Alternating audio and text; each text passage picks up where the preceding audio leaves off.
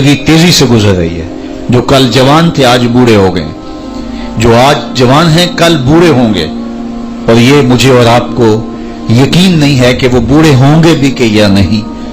मौत तो रास्ते में खड़ी है अचानक घात लगा के, और किसी वक्त भी हमें उचक ले और हमें कोई फरार का रास्ता नहीं मिलेगा।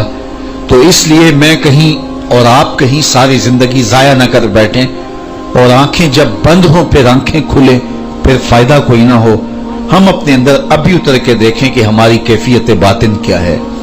गुनाह करने के बाद शर्मिंदगी होती है, बेचैनी की कैफियत होती है, या सवेर से शाम तक डटाई के साथ जुर्म, गुनाह, बदजुबानियां और नजरों की नापाकीजगियां और ख्यालों की गलास्तें, लेकिन इसके बावजूद हम चैन की नींद सो जाते हैं।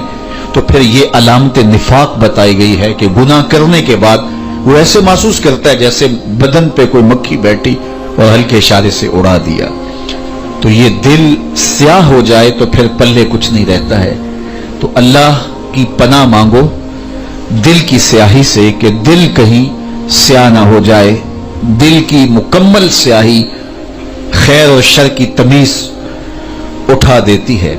जब दिल मुकम्मल स्याह हो जाए तो फिर अच्छाई हो रही हो या बुराई हो रही हो कोई फर्क नहीं पड़ता, चूंकि दिल ही स्याह हो गया। दिल के आईने पर कदूरत के पर्दे आ गए हैं, तो अब इसमें तो कोई दिखाई नहीं देता।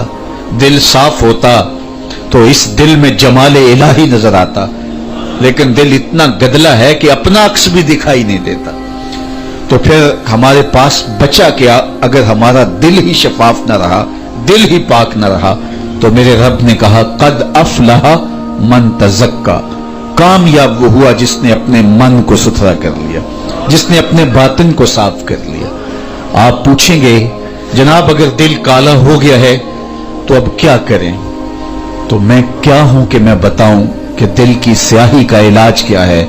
चलो सारे दस्तक देते हैं दिलो कल्बो निगाह के मुर्शद अव्वलीन की चौखट पे, और हुजूर से पूछते हैं दिल स्याहियों से भर गया है, इसका इलाज ए चारागर बताइए।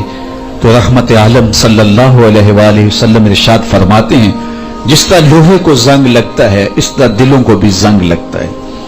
तो दिलों का जंग दो चीजों से उतरता है, एक कुरान मजीद की तिलावत से और एक कसरत के साथ मौत को याद करने से।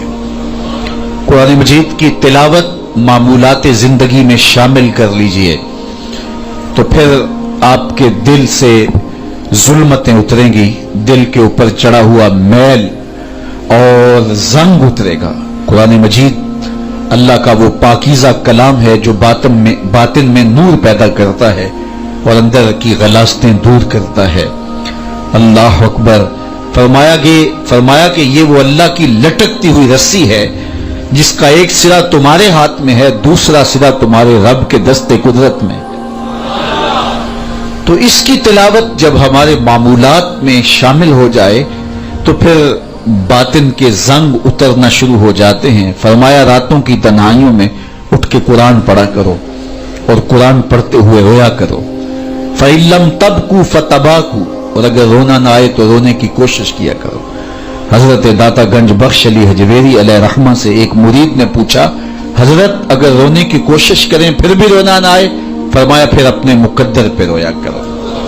तुम इतने संग दिल हो गए हो कि तुम्हारी आंखें आंसुओं का खिराज नहीं देती हैं। तो इस कुरान की तिलावत अपनी जिंदगी में शामिल कर लो, तुम्हारा कोई दिन कुरान के बगैर ना गुजरे। कितने खुश नसीब घराने हैं जिन घरों में सुबहों का आगाज कुरान की तिलावत से होता है, और ऐसे घर भी धरती पे मौजूद हैं कि जिनके घर में कुरान पढ़ा हुआ तो होता है लेकिन कुरान की तिलावत उनका मकसूद नहीं। एक जमाने में कुरान से लोग हिदायत लेते थे। सहाबा फरमाते हम 10 आयतें पढ़ते थे और उसके बाद अगली 10 तब पढ़ते थे जब उन पे अमल कर लेते थे। फिर ये किताबें तिलावत रह गई, लोग सिर्फ तिलावत करने लगे। अब तिलावत भी मौकूफ हो गई, किताबें ज़ियारत रह गई, और बहुत सारे तो इस ज़ियारत से भी महरूम हैं।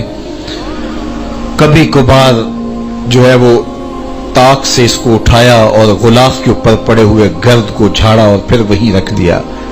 तिलावत कलाम मजीद हमारे घरों का नूर न रही। सुबह उठ के फेसबुक की ज़ियारत तो सारे करते हैं, काश के हमारी सुबहों का आगाज किताबुल्लाह की तिलावत से हो। तो ये किताब जब हमारे मामूलात जिंदगी में शामिल होगी तो दिलों का जंग उतरेगा। दूसरी बात, मेरे और आपके आका मौला ने इरशाद फरमाया, दिलों का जंग उतारने के लिए कसरत के साथ मौत को याद करो। एक मुकाम पे इरशाद किया, लज्जतों को तोड़ने वाली को याद करो। अर्ज की या रसूल अल्लाह, वो लज्जतों को तोड़ने वाली क्या है? काला अल मौत, फरमाया मौत। जब मौत को याद करोगे तो उम्मीदें कलील हो जाएंगी, आरजुओं और तमन्नाओं को लगाम दी जा सकेगी। लेकिन अगर मौत आपके नक्शे में नहीं है तो फिर आरजुएं बेकाबू होंगी,